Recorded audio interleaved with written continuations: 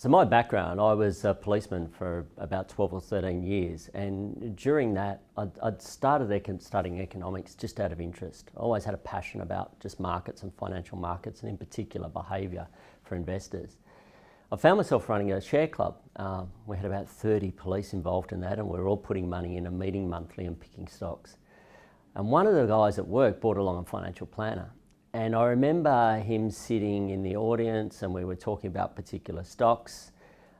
And I didn't think much of it. He rang me the next day and my immediate thought is, what are you trying to sell me? I'm not interested.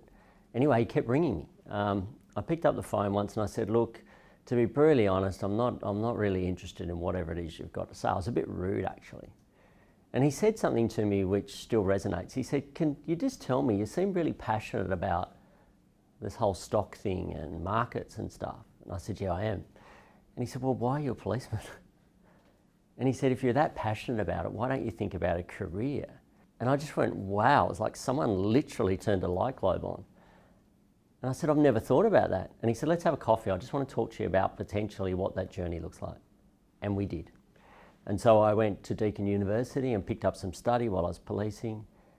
Did that for about 18 months, 2 years. I thought about my transition from policing. I was in some specialist squads, went straight back to uniform, essentially the most boring role in the job. So I knew that if I was going to leave, I wouldn't necessarily have massive withdrawal symptoms.